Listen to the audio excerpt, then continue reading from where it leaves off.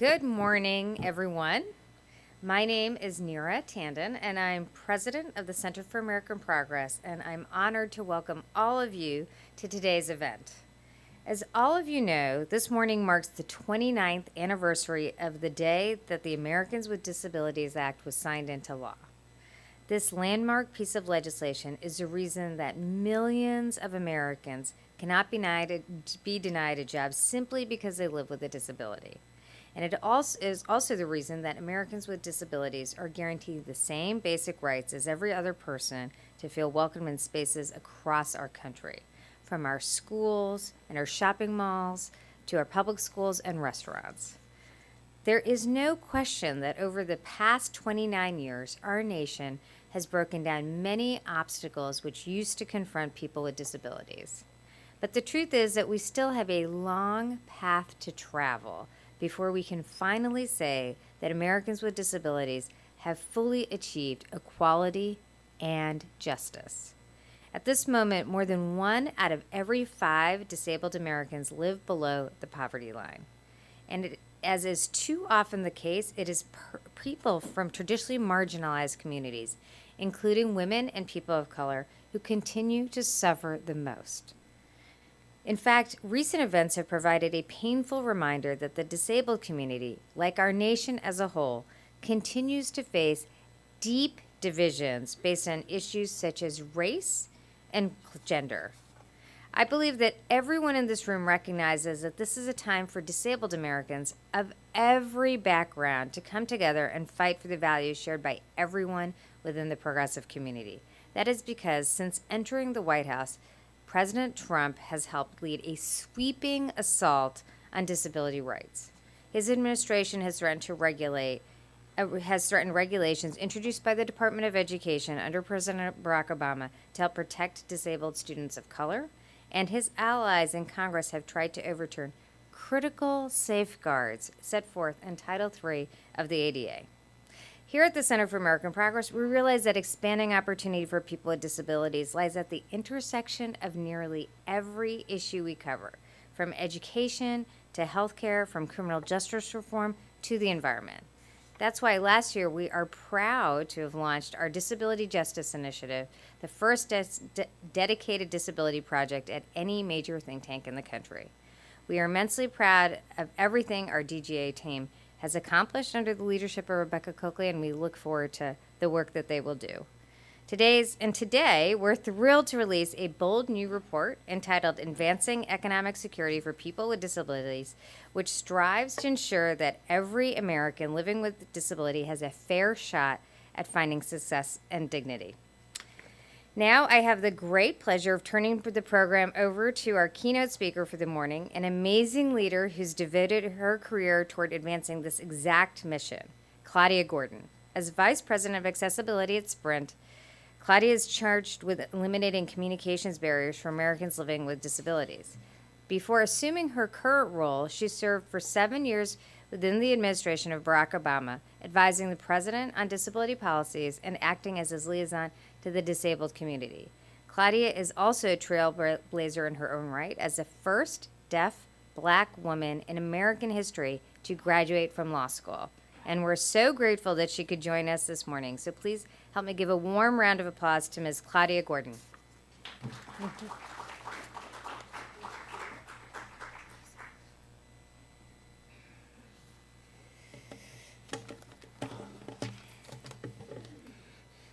Hooray! Good morning, everyone. everyone. See so many familiar faces here. Happy ADA 29th anniversary. I always look forward to this time. I always look forward to this time of year. It's truly an honor to be here with all of you. And Neera, thank you so much for that introduction. Happy 1 year anniversary. Happy 1 year anniversary to CAP, their Disability Justice Institute. Remember 1 year ago. Remember 1 year ago today, I was here watching the excitement of this program getting inaugurated, and completely unprecedented in our community to have some sort of organization like this fighting for our rights. So also congratulations to that, to the amazing work that has happened so far. I want to recognize Rebecca Coakley for her leadership. And now I'd love to add on to that. Three of us. Taryn, with the three of us, former Obama administration colleagues, So our journey continues together because of our passion and commitment to this cause.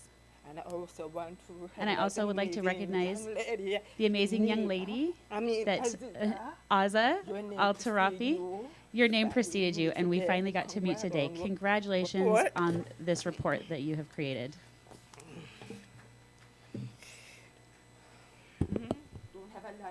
I don't have a lot of time. We have an incredible panel coming up, so I will try to be brief. So in keeping with the theme of Aza's report, I want to talk about myself as a Black woman, an immigrant to this country from the beautiful island of Jamaica to the rough inner city streets of South Bronx, New York. That was in 1983. Moved to New York, South Bronx. I'm the product of a single mother whose educational attainments, they didn't go beyond 8th grade.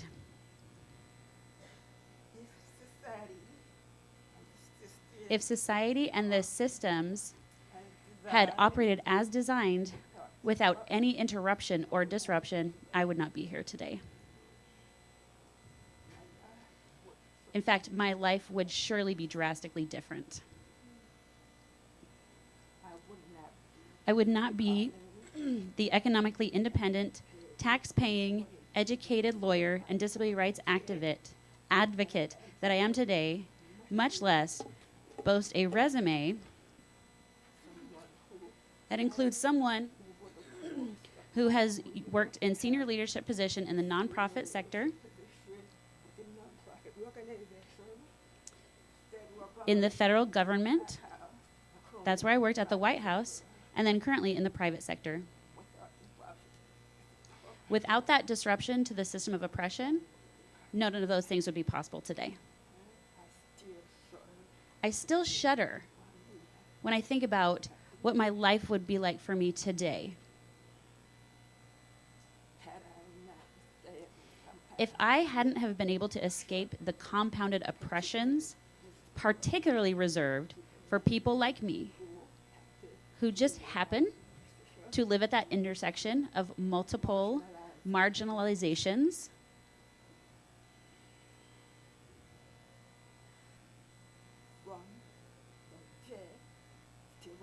from the day, I still remember, 1980, just overnight, I lost that ability to hear.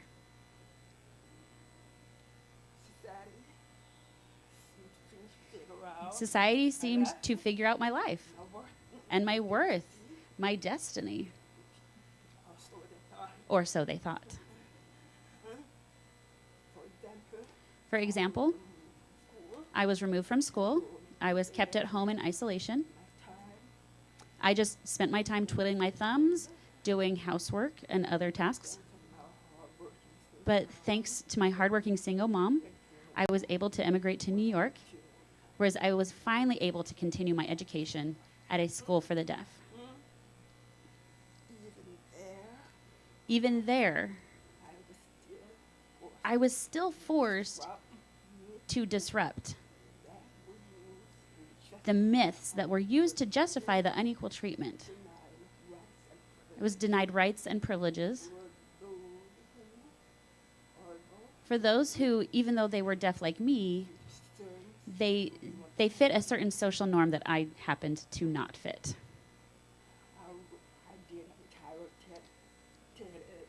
I did an entire TEDx talk about owning otherness. And I spoke about that topic. And I still talk about that today, what it feels like to be an outsider within.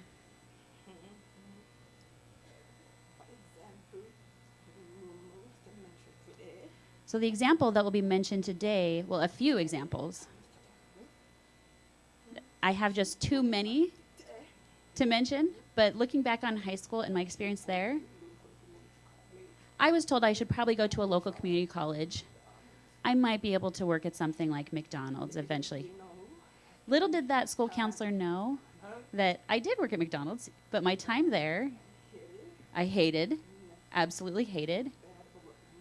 There's nothing terrible about working at McDonald's, but I knew that I was regulated to the worst shift and the most foul, disgusting duties, like having to wash all the pile of dirty dishes after breakfast shift ended, having to always clean the bathrooms. So I have to thank Mickey D's. They held me back from doing the cool stuff, like flipping hamburgers or making the French fries. So when the counselor came up with that notion, I might have thought, oh, hey, yeah, I'll definitely settle for this. This is cool. But no. I knew I was destined for more, for better.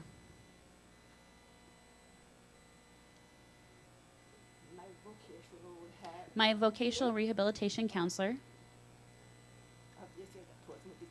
Obviously, as a person with disability, I was eligible for voc rehab support, and she was very adamant about me going to a 4-year college. She looked at me and thought that I was capable, or that I was not capable and not worthy of that investment, and went as far as to inform my mom that based on my diagnosis and my assessments, that maybe I might have a mild learning disability. But thankfully, my mom and I, as immigrants who had recently moved to the country, we still weren't clear about what that meant. So we continued to just press forward with a stubbornness, with my desire to go to Howard University. We kept that fire with us and fought for the support that I would need and I deserved. And I did enroll in Howard, and I graduated with honors, by the way.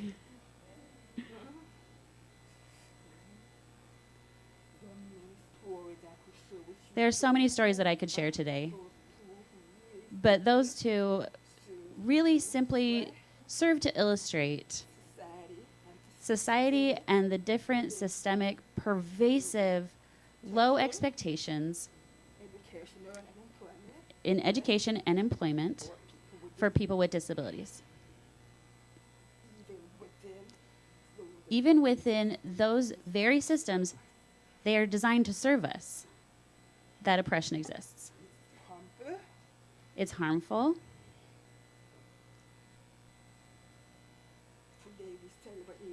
Today we're celebrating the 29th anniversary of the signing of the ADA.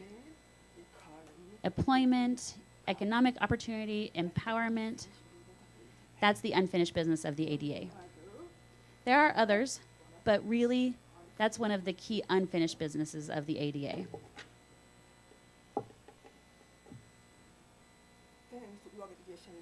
Thanks to organizations like CAP, and many of you here in the room today. I see my former colleague off the OFCCP, which is Obama's Office of Federal Contract Compliance Program, worked so diligently on Section 503 of the Rehab Act, because under the Obama administration, we believed that a federal contractor and subcontractor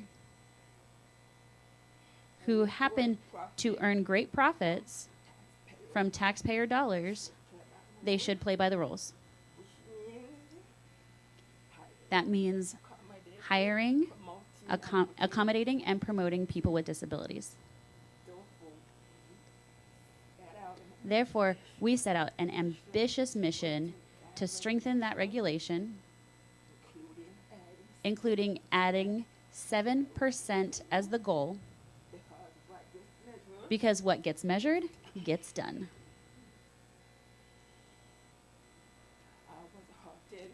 I was heartened by the recent passage of the Raise the Wage bill,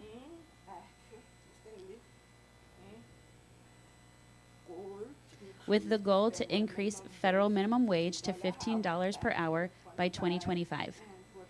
And for the first time ever in the House or the Senate, now we have a vote to get rid of that sub-minimal wage of 14C, that archaic requirement that allows employers to pay people with disabilities this sub-minimum wage sometimes pennies. So hooray for that. We still have more work for that bill to get that passed in the Senate, but this is progress. People with disabilities deserve an equal wage for their work.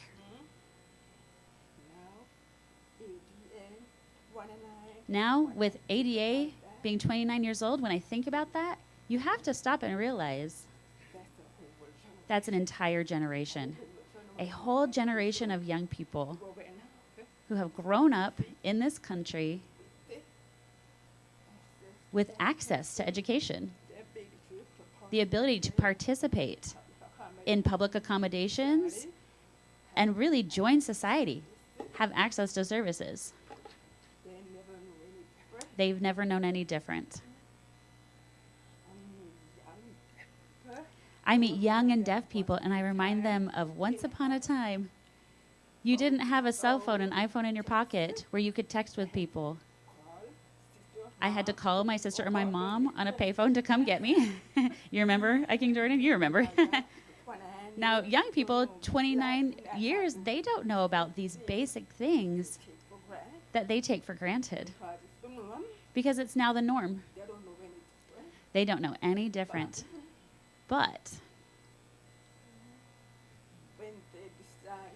when they decide to enter the job market, too many of them find that door is still closed. We must continue to help push that door open and leave it open. Our youth and young adults deserve a chance to go as far as their hard work will take them. I like to quote President Obama. He tends to really stress this quote. He said, "Here in America, success should not depend on the circumstances of birth, but the strength of our work ethics and the scope of our dreams."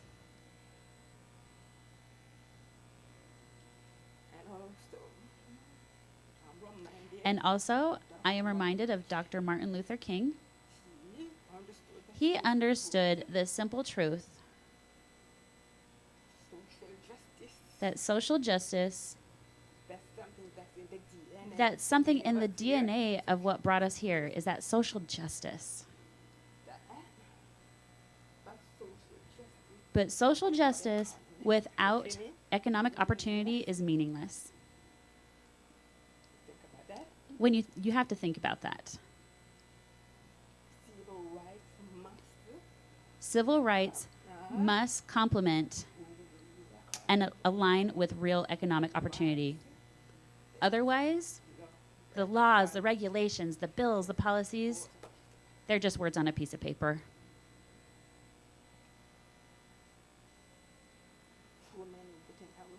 Too many within our community still today are led to feel that the American dream is just an empty promise. Because there's so many hurdles, so many barriers in their way. When they try to get even just a foot in the door, to start gaining financial security that can come from having a good job. And let's be clear on something.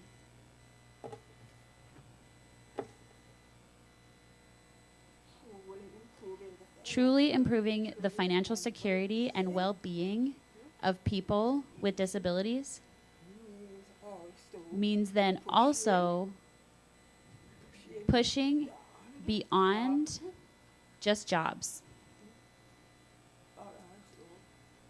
but also fixing all of those other problems like healthcare, housing, transportation. So then, employment isn't dependent on those things, whether or not they have them or don't have them, which means they can or cannot get to work. They have to work hand in hand. So we can't just focus solely on employment and oscillation. And I believe that the report that was released today addresses that topic.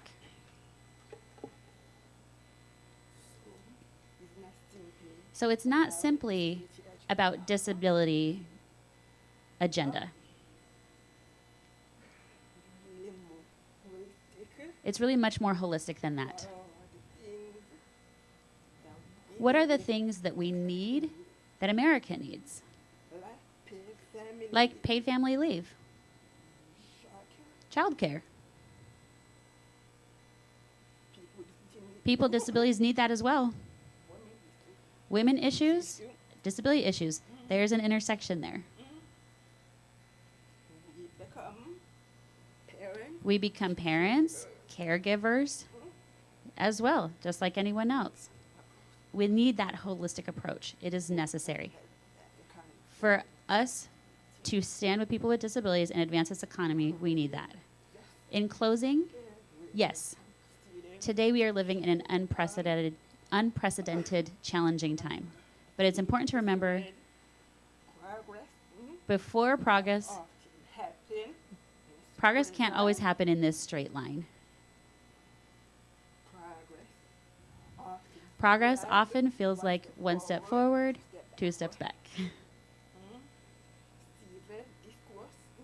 Civil discourse is vital to our success. And those who seek to inflame our public opinion through demeaning, offensive commentary and rhetoric will only end up demeaning themselves. Reasonable people can see a problem and come up with different approaches to solve the problem. We won't always agree.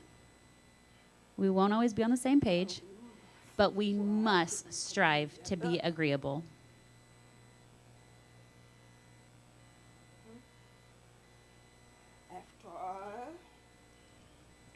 After all, when we think about disability issues, Republican parents of children with disabilities share the same hopes, dreams, and aspirations as Democratic parents of children with disabilities. And really all parents. They all want their children to be able to grow up and be capable, self-reliant, and a working member of society. And that their children will grow up, will be recognized for their inherent self-worth and values. I believe that our collective commitment is what will continue to transform the ADA promise, and it will become a reality.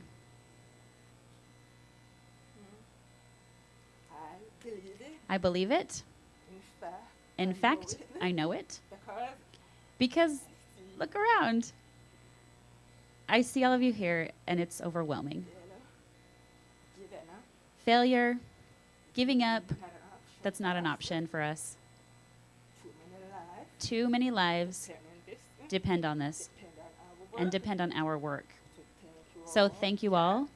Thank you, Cap, Rebecca. Thank you for all that you do, all the advocacy that happens in this room even. Thank you. Lead on. Thank you.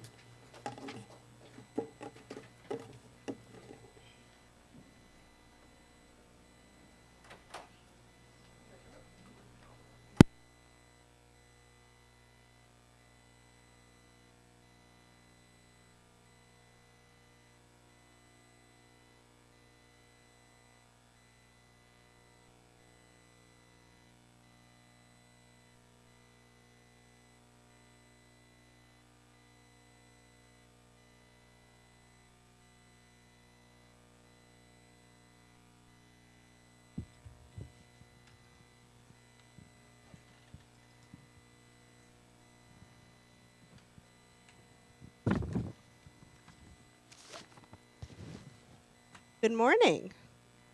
Happy ADA. I wanted to start off. My name is Rebecca Coakley. I have the pleasure of being the director of the Disability Justice Initiative here at the Center for American Progress. And first, I wanted to start off by just thanking Nira and Claudia for an amazing kickoff.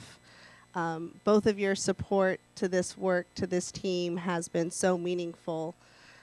Since its inception, we couldn't do it without folks like you who rally around us daily and remind us of the important work both that we've done and the work that we have ahead.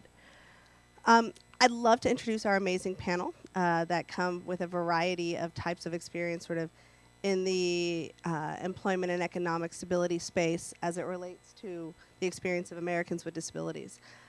Starting with, we have Crosby Cromwell, who is the founder, and this is the first, is this day one? This is week one of Flexibility, which is a search firm targeting senior level folks with disabilities and communities of color, which is actually phenomenal. It's the first of its kind to really focus on the senior sector, which I know a number of us are really thrilled to see that launch this week. So congratulations, Crosby. Taryn Williams, who this is her first CAP event. She is the managing director of the Poverty to Prosperity team here at the Center for American Progress. Carrie Wade, who's the director of programs at the American Association of People with Disabilities. And the ever so dapper Mr. Neil Carter, who is the co-founder of New View Consulting. So let's be honest. We know that this has been kind of an exciting week for the disability community. There have been a number of challenges that folks have faced, and if we're really honest, these have been things that have been festering in our community for a long time. We heard Nira address it, we heard Claudia address it, and so while we know that we still have really far to go, honestly, any framing of sort of an economic narrative around the rights of people with disabilities and around what true economic empowerment would look like is neglectful if it doesn't take into account the various intersections that our folks face, whether it's hidden disabilities and issues around disclosure, folks who live at the intersection of dealing with ableism and racism, homophobia, xenophobia. How have you all seen this really come up? This isn't new. We know this isn't new. But how have you all seen this come up in your own career paths or in the work that you've all been doing? And you guys can't press your finger to your nose and say, not it. I would say that, so I am a queer woman. I have a disability. I was born with cerebral palsy. I'm also 30, so I'm sort of right at the start of the ADA generation, I would say. You know, the ADA has basically always been a fact of my life and of my workplace experience. I think that actually my experience in the workplace and the world at large has largely been one of privilege, and a lot of that has to do with whiteness as well as economic status.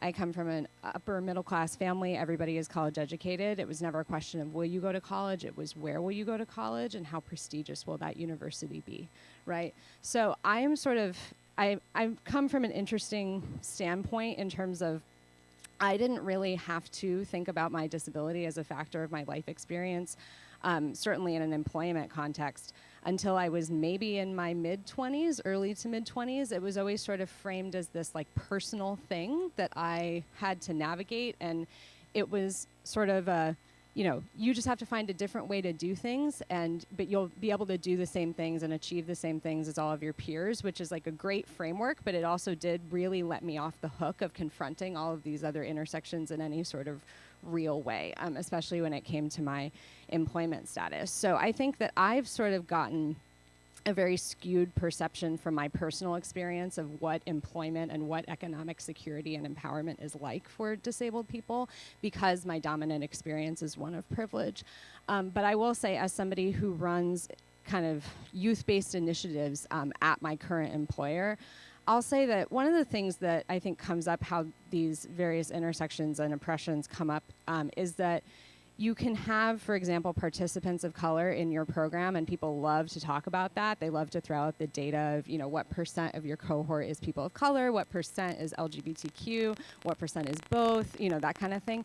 But then not really have your programming acknowledge or reflect that in any way. And so you're still putting multiply marginalized folks into a system that was designed for and by privileged white people, and then you're surprised when that doesn't go well, right? When it's not an affirming experience, when it doesn't actually provide for everyone what is supposed to provide.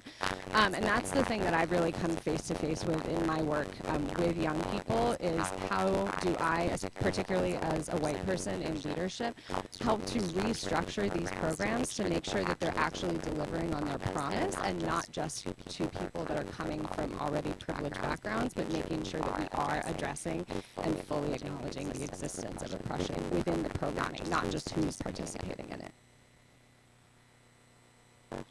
I'm just going to say, much like Carrie coming from a place of privilege, in some ways it's the collateral of good intentions and understanding how damaging saying I don't see color, I don't see disability. We're all just people. How that erases identity and understanding the actualization, understanding the recognization of identity is as important to the movement as the legislation components, as the employment component, so that we walk into these spaces fully as ourselves, recognizing all those pieces.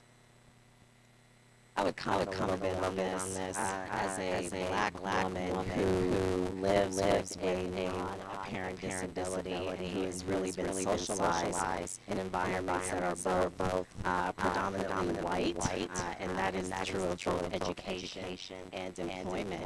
I have confronted, I would say, both external ableism and racism and also internal ableism. Oftentimes that's taken the form of knowing that in order to be successful, in order to understand and to be able to convey that I belong somewhere, that I have to work twice as hard. And that I have to work twice as long.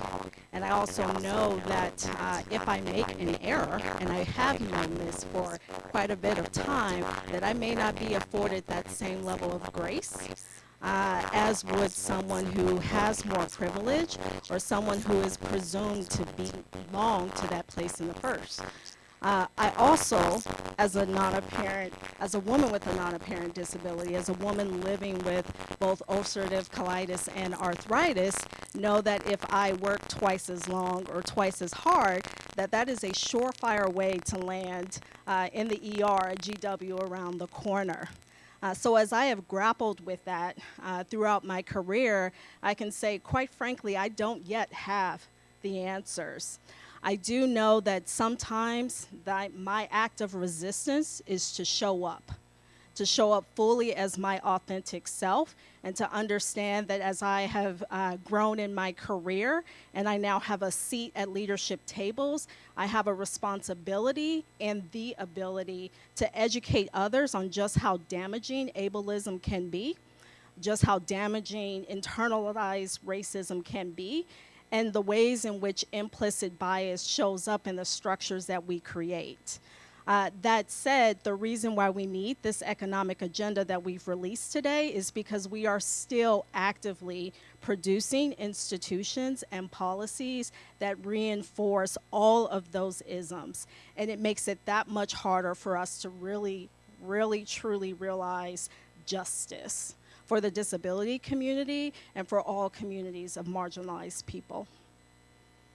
And I'll just add that particularly being in a space where being an entrepreneur for most of my life, and being in the capacity to actually hire other folks is something that I never would have been able to think that I'd be able to operate in a space of.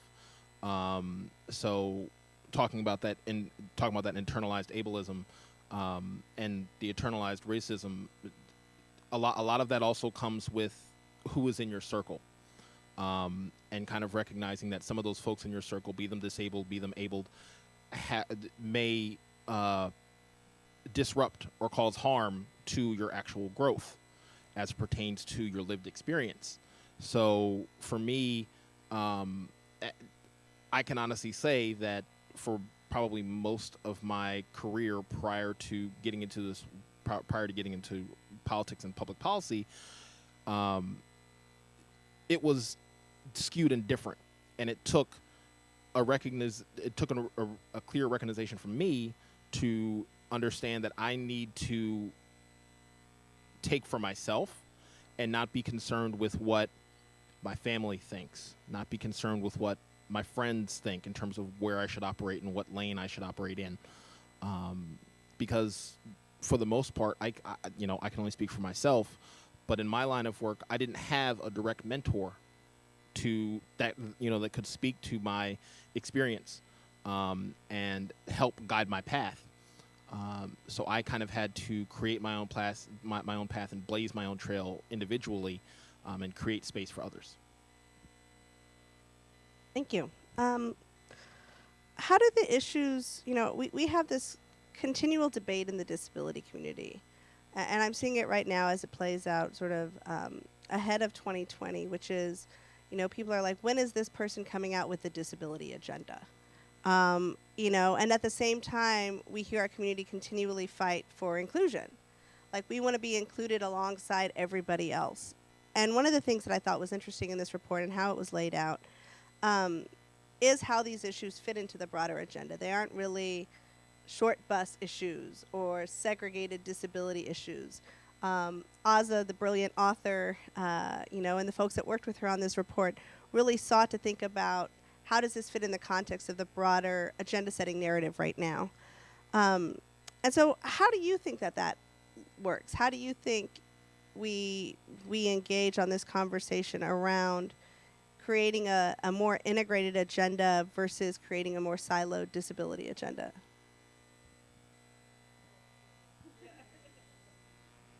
I think so. For me, I think what it comes down to is having more conversations like this one, having more folks in the space who actually want to be here rather than folks who are required to be here. And I know with respect that's for many of the folks in the room right now. So I think what it comes down to is making sure that the spaces and the conversations and especially the agendas have disabled folks at the table, and make sure that table is accessible before you invite disabled folks to that table, because a lot of times that table is not accessible. So I think it's really just a matter of creating the agendas, creating the policy, and I thank Aza for taking the lead at CAP to generate this policy, because it's something that hasn't been seen in the past. It's something that folks in the disabled community have kind of talked about, but it's never actually been on paper. So, I want to thank her again for taking the lead on that, but also understanding that her individual report that she put together with a great team is not the only report that needs to be done. We have to it has to be consistent. It can't just be one report, great, that's it, policy set, we're done. It has to be consistent, and it has to be an ongoing conversation. And in order for the kind of landscape to change, the entire landscape of the accessibility space has to also adapt as well. When I think of an economic agenda for people with disabilities, I think of it as an economic agenda for individuals all across the country. Claudia and Nira talked already about some of what is in this roadmap that we've released today for people with disabilities. So I won't go through all of the points. I do strongly encourage everyone to take a look at the report and the recommendations that are named there. But I do want to highlight one example, and that is the one of paid leave and sick days. And I grew up in a family of Black women, so I tend to be a storyteller at heart, so forgive me that. But I can tell you a story as me, as an only child a couple of years ago, when my father had the first of many falls in living in Los Angeles. It is because of paid sick leave, it is because of paid leave and flexible work that I was able to travel back and forth between DC and California for a couple of years helping to care for him. When my mother had a lumpectomy a couple of years ago, it is because of paid leave, the ability to take leave, that I was able to go and be with her and care for her in that time. That is not good policy because I am a person with a disability. It's good policy because there are Americans all across the country who are confronting decisions every day about taking care of their work life and their family life. I think you will see echoes of that in every single recommendation that we have here, echoes of what is a joint economic agenda for this country. It was written and produced by AZA, and it was done in partnership with a lot of the teams here at CAP who recognize that if we are truly going to be advancing a progressive agenda, it is inclusive of people with disabilities, but it's good policy for all workers. It's good policy for all individuals who live in this country. Anybody else want to jump in on that? One thing that I have taken to saying whenever I'm invited to tables where we talk about this sort of thing, people will generally invite me there as the disability representative, like whatever that means, right? Which is already a bizarre thing to do. But I will always say to people, there's no such thing as disability issues. I think that the phrase disability issues is one of my least favorites because it gives us this excuse to sort of separate the community from everyone, right? Which is exactly to your point.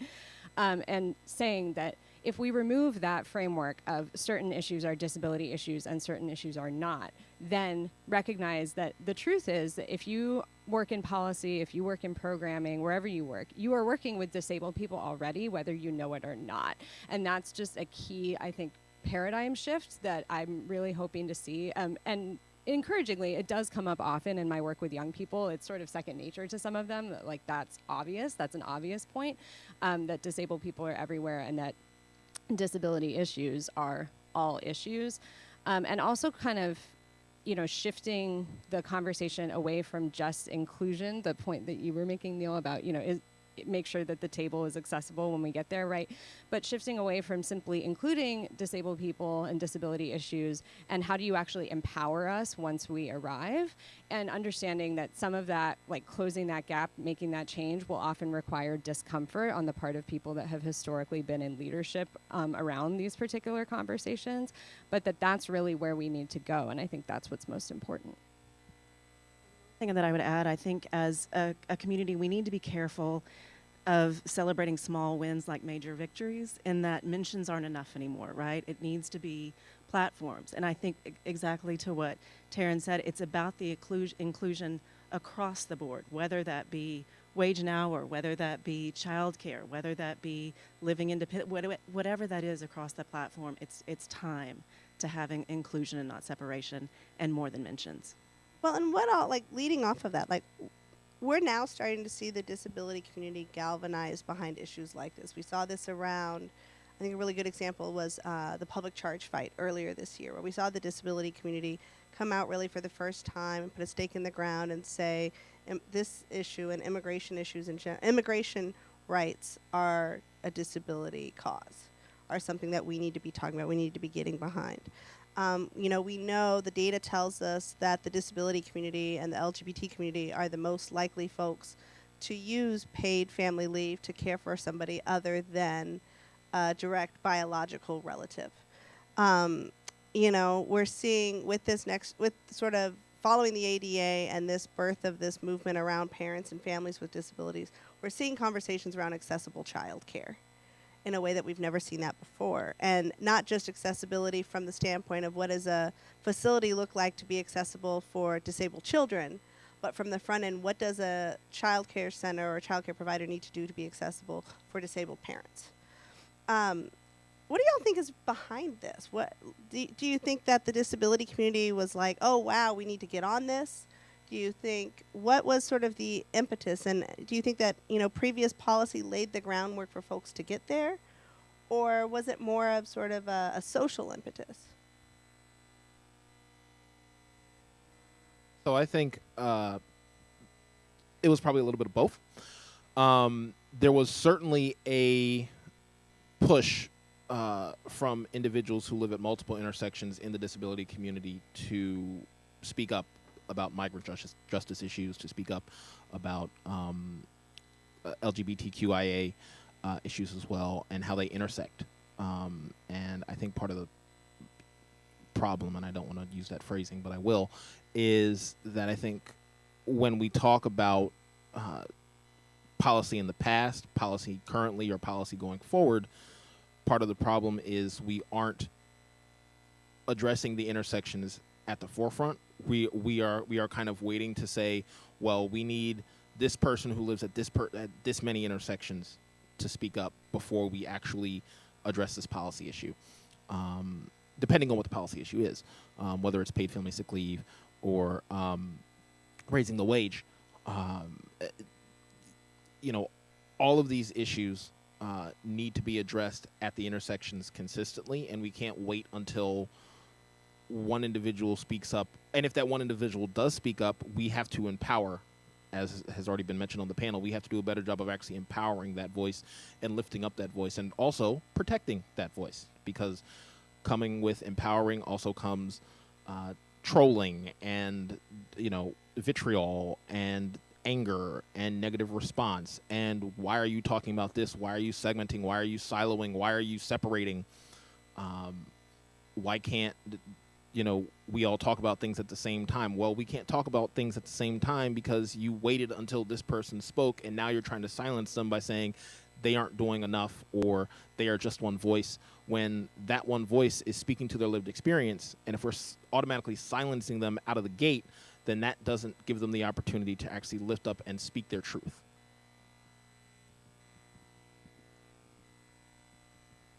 Okay. Let's jump over to Carrie. You're wrapping up this latest year of the American Association for People with Disabilities internship program. And, you work very closely, obviously, on the ground with a whole cohort of, the latest generation of disabled leaders. I don't want to call them next generation leaders. I don't want to call them emerging leaders, because they've already clearly emerged. We're not tapping them on the head with a wand and then sending them back home without any supports for where they move forward. But, with every generation comes different priorities. And I think coming out of Gen X is where we're seeing, things like the movement around the civil rights of parents with disabilities. We're seeing the conversations around, we saw the conversations around police violence and disability sort of at the nexus of Gen X and millennials. What are you seeing out of this next generation of disabled leaders as sort of like, what are they focusing on? And also sort of what's the preparation that they need, that we need to be doing to support them to make the next step, to make the step to the careers that they really want to have and the lives that they want to lead? Yeah, absolutely. And have they ever emerged, by the way? Like, having spent the past 9 weeks working with this cohort of interns this summer, it's been incredible. It's been an incredible learning experience for me as a leader. It's been an incredible teaching moment for AAPD as an organization. And I think that that's what the internship program should have always done, and now it's actually coming closer to reaching that ideal of, are the people that we are working most closely with, which is the interns, actually being the people that drive our culture and the things that we're focusing on as an organization. And I'm really heartened to see that this cohort of interns that we have this summer is very into that, into creating kind of organizational change. I will say, I have somewhat of a skewed perception because AAPD interns are people that apply for an internship program in Washington, D.C. So they're a certain type, right, of people that are going to find that interesting. So this certainly isn't, cutting across every young person who ever existed, right, and every disabled young person who ever existed. But I think that, the thing that really sticks out to me about the young folks that I've been working with in recent years is that, again, to them, like, they don't see the silo as making any sense. They don't see the disability issues silo as making any sense. They see every issue applying to them as disabled people and wanting accessibility at the very least to be baked in from the very beginning, as opposed to this like grand achievement, right? Which is what you were sort of saying about small wins as grand achievements, right? I think that mindset is really at the forefront for a lot of these young folks. So again, not thinking about only certain issues applying to the disability community, but sort of the other way around. It's like, you know, we are everywhere, so what are you doing for us, right? And I think that in terms of employment, you know, it's interesting because a lot of them come here and they don't want anything to do with disability organizations or disability policies specifically.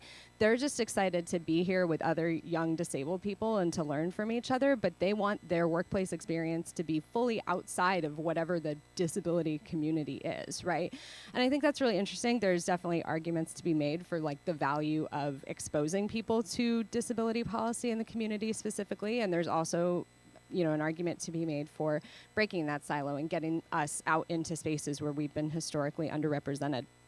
But I think that we're still encountering with a lot of different places that we send interns and a lot of different organizations and companies and agencies in general that are interested in what they would call disability inclusive hiring.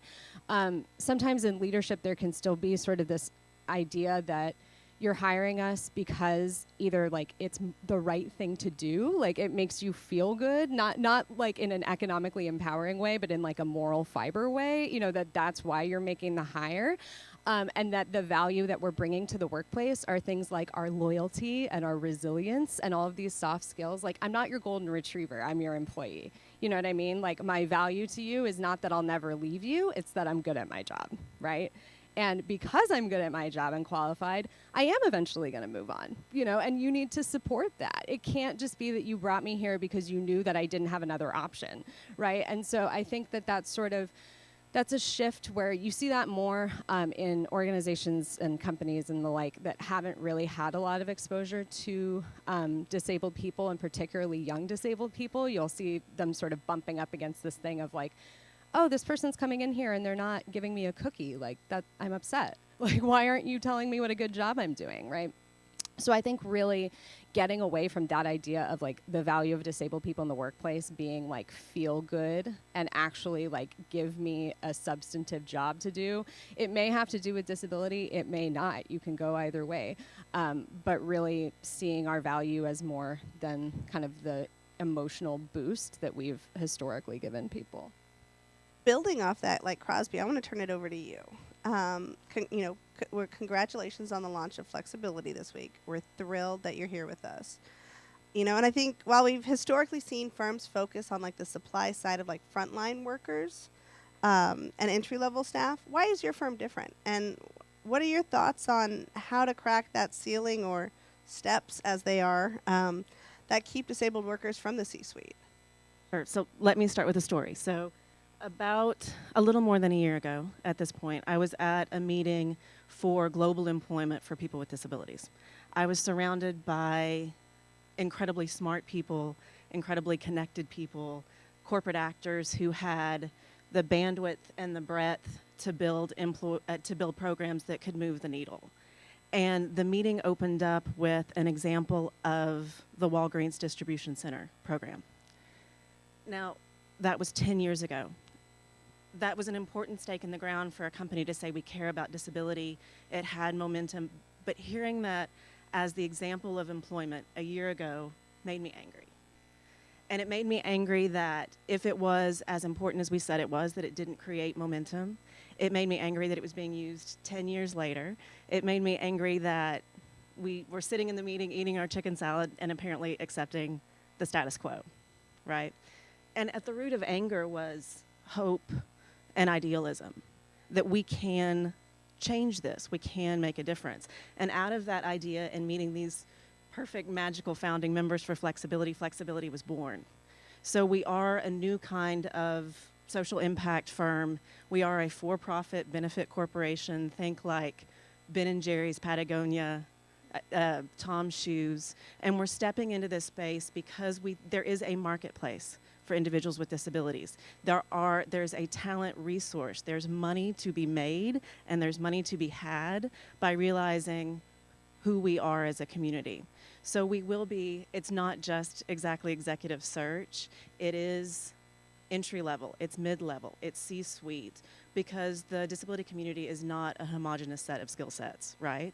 It's all those things. It's making sure that companies are comfortable if they say they're serious, that they have a partner. We know we have to do this differently, and we're here to have uncommon collaborations. We're here to have uncommon conversations. We're here to be a partner who knows that this change can be made, and we're going to have to do it in a different way. And we're here to say that companies, corporations, businesses that care about this space need a safe space to try and fail. And that they will have that space with us. They will have that space knowing that at the end, the result is what we all need and what we want. I'm excited for a year from now for us to hear what all you've done in year one. Neil, you're an entrepreneur in this space. What are the things that you've really had to take into consideration as you've built your business that you think would have been different had you joined some big, boring conglomerate somewhere? Well, being in the industry that I'm in, I've recognized that I, funny enough, I haven't been approached by membership organizations or leadership organizations looking to transition me out of the industry that I'm in. For those that don't know, I'm in political consulting. I run the only political consulting firm in the disability space, or disability-owned political consulting firm in the space. And because we're the only one, we kind of have blazed a trail, right? But while we've been blazing a trail and kind of setting our own path, folks have kind of said, well, who did you knock over? Who did you push out of the way? Who did you, what organizations, to your question, did you say no to before you decided to get into this space? Well, I didn't decide to get into this space. People recognize, candidates and campaigns and policy organizations recognized that there needed to be an organization like mine, a firm like mine, and I just took that as a sign to actually create the firm that I did. It wasn't, and I also tried to make sure that I wasn't, at least early, I think probably early when I had started, I was probably taken advantage of more probably than I am now, because I didn't probably recognize or have the wherewithal to understand the difference of folks kind of glad-handing their way into taking pictures and putting me on panels and putting me in spaces, whether they be inclusive spaces or non-inclusive spaces, to speak and be the black disabled guy in a mostly white space, because I know my industry is a mostly white and male space, right? So I know that when I see that, I have to do that I kind of have to do, that I have to play two roles simultaneously. And in doing so, I have to make sure that while I am also blazing a trail, as I mentioned before, I am creating space and making space for others, and in a capacity to hire, which, I don't think there are firms like mine that can say that explicitly without putting caveats onto that when they are on a panel like this. They will usually say things like, well, we have to consider, we have so many considerations before we even bring you on. And that's why a lot of membership organizations in my industry kind of look to me now, all of a sudden, 12 years later, and say, now, Neil, let's bring you on and bring you a part of the membership, and have you speak at our panel. And now you don't have to pay to be on it, but previously you did, or you did, or you didn't have to pay to be a part of our membership organization previously, but I'm sorry, you did have to pay previously, but now you don't, because now we see that you're black and disabled, and we see, and it's like, I've always been here, guys. Nothing changed. So for me, I recognize that I'm creating space while also kind of setting new trends, and being I think for me it's also a matter of being available for conversations like this one, for individuals that want to actively do the work, and I think that's part of the problem is a lot of folks in our space kind of segment ourselves out of conversations by pitting different parts of our communities against each other, rather than saying that we were an all-inclusive space and bringing everyone to that inclusive table that we've talked about previously. So, Taryn, hearing what Carrie said, what Crosby said, what Neil said, what are your thoughts about some structural policy changes that could really make an impact in these spaces? I already talked about a few, right? So paid leave and sick days. So really paying attention to what is the availability of leave for workers, particularly not only for their families, their bloodlines, as we say, but also for their chosen family. I want to go back and highlight something that Claudia mentioned because it has to be stated yet again. Last week was a historic occasion. It was because a chamber actually voted to raise the minimum wage. That's a big deal. But in doing so, they also voted to eliminate 14C, that provision of the Fair Labor Standards Act that allows us to continue to pay people with disabilities pennies on the hour. I cannot state enough how important that is. By allowing a system to persist, by codifying in statute that system, we are saying that it is okay to have a permanent underclass of people with disabilities. We are contributing to the attitudinal barriers and the physical barriers that prevent us from really, truly seeing justice. So when I think of like some of the structural barriers that we need to begin to tear down, those are two that come to mind. There are many more. Again, that's why I point you to the economic agenda that we released today, because this fight, in a perfect ideal world, we will come together again, right? And it will be a big deal because we will be in 1 year celebrating the 30th anniversary of the ADA. And we will be able to point to progress towards some of these recommendations. We will be able to point to an increase in a public drive and public will to adopt these provisions. Again, not just because they're good for people with disabilities, but because they're good for individuals across the country, regardless of where you are and who you are, be it race, gender, sexuality, disability. So I get very animated about these things, as you well know, but those are a couple of things that I would highlight. You know, let's say, this is sort of my last question to the panel before we open it up for some Q&A, but let's say you could go back in time to that really hot, nasty, muggy day, July 26th, 1990, where you remind yourself for the 450th time that our founding fathers built this nation's capital on a swamp. And they're getting ready to sign the ADA. There's Evan Kemp and Justin Dart and Congressman Major Owens, all surrounding President George H.W. Bush as he signs the bill into law. Or even going further back to when the Rehabilitation Act was signed and Section 504 was codified. Knowing what you all know now, are there things that you would have included or elaborated on to ensure that we weren't at this point 29 years later, or 36 years later, or no, 46 years later for the Rehab Act, to think about, gosh, we still haven't fixed that thing? Obviously, other than sub-minimum wage, because I know that would be a key piece.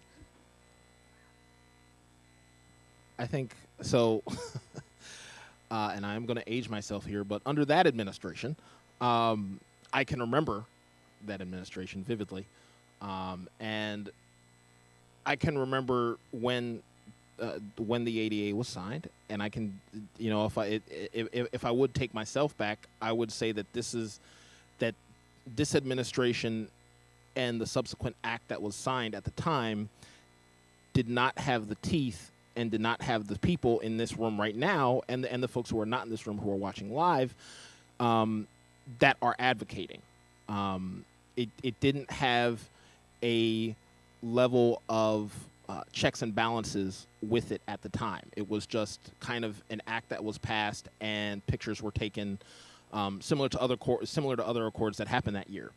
And it wasn't. It's not that the passage at the time wasn't taken seriously, but I think because at the time, if you looked at what the disability leadership, disability advocacy looked like back then versus what it looks like now, you would say, 29 years later, going into 30 years next year, now is when we need to kind of readjust, but also recognize that the disability space as a whole has changed, grown, adapted. And back then, it was mostly too pale, too male. Now it's not. So the folks who are now at the table, the folks who we need to consistently bring to the table, look vastly different than the folks from 29 years ago, right? And because we sit at multiple intersections, we have to make sure that those multiple intersections are represented, again, at this new table. So when we talk about, going back, I don't like going back because, there's, the current administration campaigned on taking the country back. And to a certain extent, they did. And we are still dealing with that. And there were previous administrations prior to that one that rolled back certain things related to the disability community that we, that can be addressed in another panel. But, as far as going forward and not looking back, we have to make sure that when we are bringing other people up and bringing other people to the table, that there is a consistent accountability to what the accessibility table looks like, because again, it didn't look like how it did 29 years ago. Anybody else? My answer could appear to be a little fluffy or soft, in that there's real work to be done. 14C, 100%, not fluffy and soft, but a wish then and now is a real pairing of a Hearts and Minds campaign. Real money for storytelling. I mean, that it is on our TVs when you open up Hulu, when you open up YouTube, when you walk into schools, that we are telling the story of disability and intersectionality of the world that we live in, that is in a way where we're changing hearts, minds, and attitudes. And that has to be paired with the legislation, because storytelling is where we're going to get the people to understand. I don't know that this answers your question, sort of thinking retrospectively about the ADA, but something that I've been grappling with recently is just to what extent we as a community are still driven by fear, particularly as it relates to the statute. Fear that if we go back and start to fight for more, if we really go back and start to talk about and advocate for policy as if the ADA is a floor as opposed to an aspiration, then we might lose what we've already gained. That fear to really have conversations about what the ADA has been for us and what it still needs to be, I think keeps us from really having true conversations and movement towards action around the intersections of what the ADA has not done for all people with disabilities. We're afraid to peel back those layers and to really explore how it might have been amazing for really advancing the physical infrastructure for this country, but it has not yet done what we needed to do to universally design a country where all individuals with disabilities can be successful. And then I would question, what does success actually mean? But we need to move to Q&A, I know. But I'll just leave there. Fear. Carrie, did you have anything you want to add? I think that you all said it well. Anything I would say would just be a combination of what you all have said.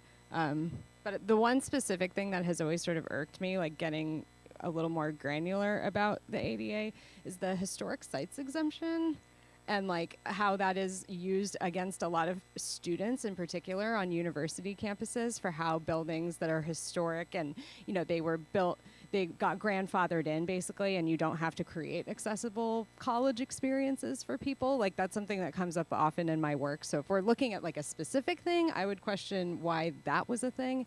But I think that largely it's more of an ideological shift, right? And not just resting on the laurels of, oh, the ADA is the gold standard. Congratulations, everybody, we can go home. But seeing it exactly what you're saying as the floor and not the ceiling. The last thing I would add before we go to Q&A is, and I wanted to recognize the presence of somebody in the room who I'm really thrilled is here, Dr. I. King Jordan, who is the first deaf president of Gallaudet University. And seeing the activism of our young disabled leaders of color this last week, and really over this last month, really took me back actually to the days of Deaf President Now, and the fight by students at Gallaudet prior to the ADA to have their leadership represent themselves. And it really is the same fight that we're seeing reenacted today, saying we have a right to choose leadership that represents our values, that represents our communities, that stands with us rather than continually try to divide us. And I think it's sort of an interesting reflection on where we've been and where we continue to go, and frankly how the leadership of our movement has always been defined by the passion and the intelligence of our young people, and really where they continue to push our community to listen to its better angels, I think, as it were. So I wanted to before we go to Q&A, I just wanted to take a moment to recognize the importance of that and to highlight the importance of, frankly, deaf students at Gallaudet's leadership in that space and that time that we're still seeing reflected in the leadership of disabled folks, and specifically disabled folks of color today. Do we have questions? And for accessibility purposes, Constance is running the microphone, and I'm going to ask that you say your name and where you're from.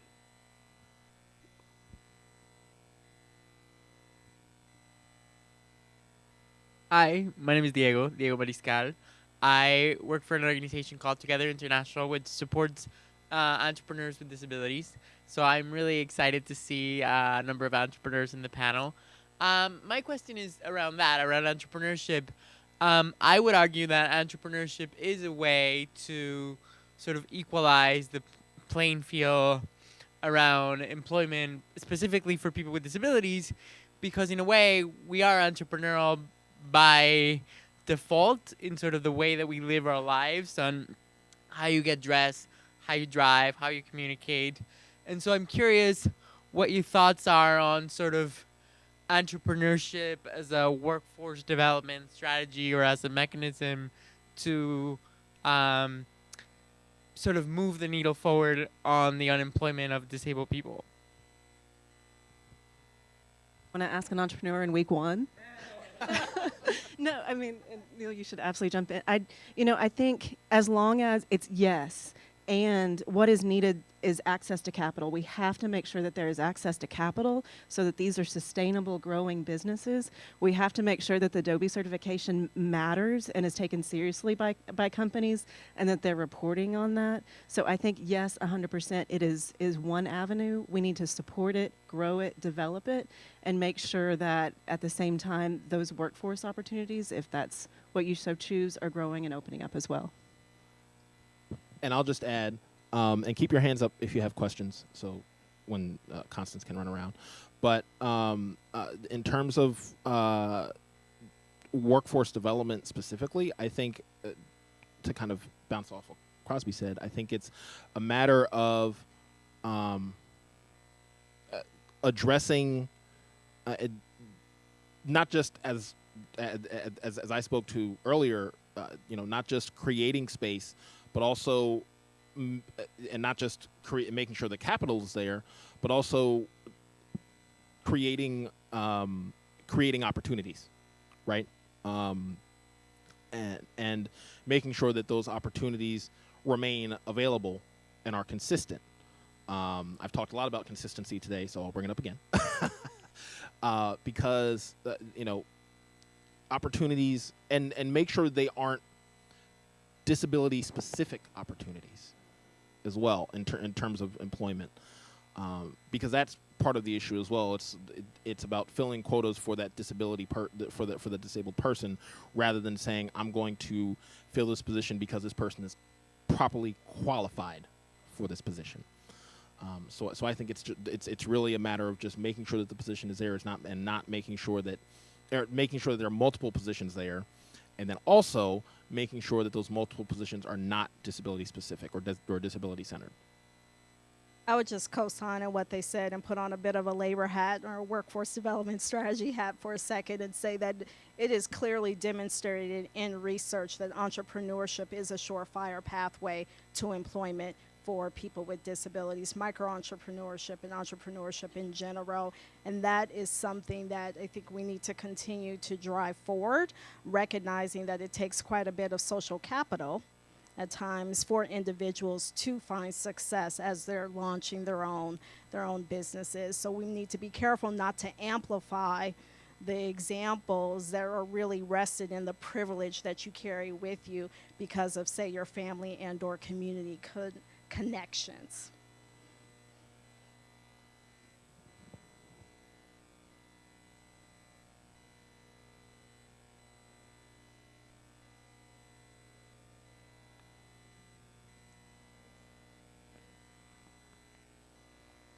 AUCD, the Association for University Centers and Disability. Happy ADA. My question is around ADA. We're 29 and we're going into our 30th year, and this is a very, I forget the word, partisan on time. How do you deal with, and the ADA was signed by President Bush, and there were a lot of Republicans who worked on the ADA.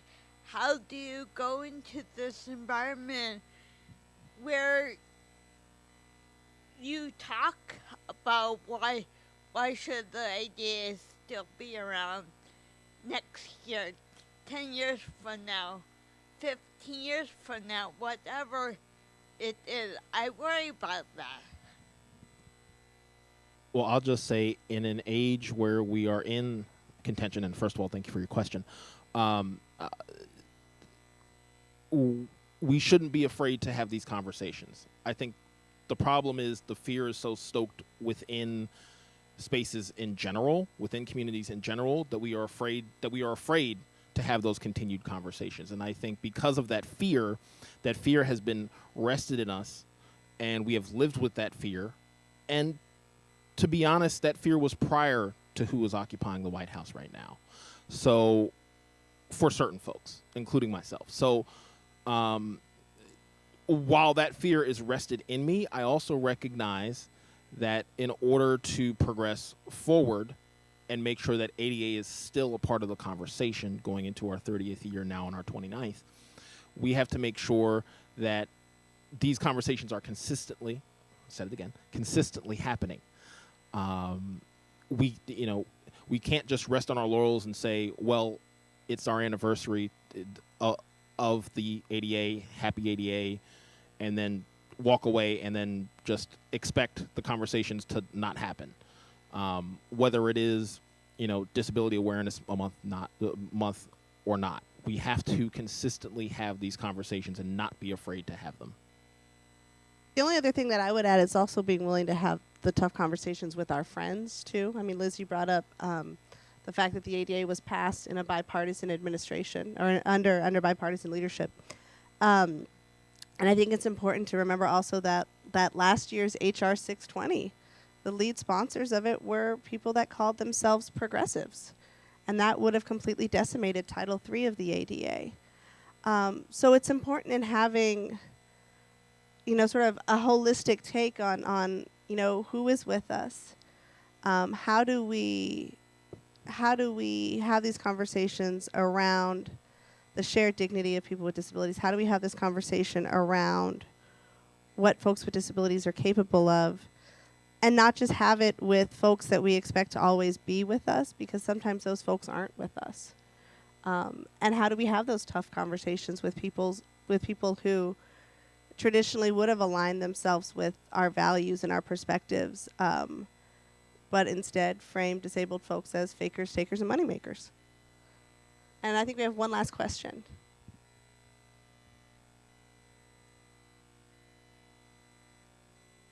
Hello, my name is Angie with DSN, and I'm on the Missouri Board of the Council for People with Disabilities. My question is, a lot's been done for young people with disabilities. How about the over 50 crowd? For employment's sake, what's being done? No, I mean, it's an important question, and it's all sides of the spectrum. We need all of us, all in this room, to put ability to work. And that does not age you out. There are chapters and phases and stages, and that's it. Ability to work regardless of the age. Well, and I would also add the importance of, I think a lot of the rhetoric, I used to work at the Administration for Community Living, and I'd never seen a bigger fight than when we were writing our mission statement. And the Administration for Community Living brought together the administration on the Office on Disability and the Administration on Aging.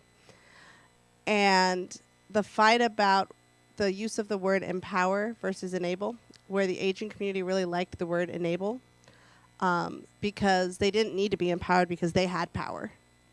And the disability community didn't like the word enable. They liked empower because enable implies a lack of ability. You know, and I think, and I would say this about our loving elders in the disability community, because of changes in healthcare and things like that, we're actually seeing folks age with disability, as well as people age into disability. And it's not a conversation that, frankly, we've had. I mean, I had a conversation with my great uncle who is post-polio, and I asked him, I was like, so what are your conferences like? And this is going to sound like a really bad joke, and you know, it is my family, but his response was, it's a really dead crowd. And he said they get smaller and smaller every year, and he said, you know, for him, it's been very hard to find a doctor who treats polio in the United States, because people don't go to school to learn how to treat people with polio anymore. And he's in his 70s and has worked for a large part of his life, but then when his disability got too significant, he retired. You know, and I think it really is that challenge around the economic conversation too, is like, how do we also have the conversation, and this is obviously something that we can get at another time, but for folks who can't work, you know, how do we start talking about like the asset limits, which is another piece of the report that we pulled together, and hit on some of those other recommendations. So I wanted to thank you all for joining us. Before I wrap up, I wanted to make one last very exciting announcement. Joining our team here at with the Disability Justice Initiative as a non-residential senior fellow is going to be Vilissa Thompson, who's the founder of Ramp Your Voice, creator of the notorious hashtag Disability2White.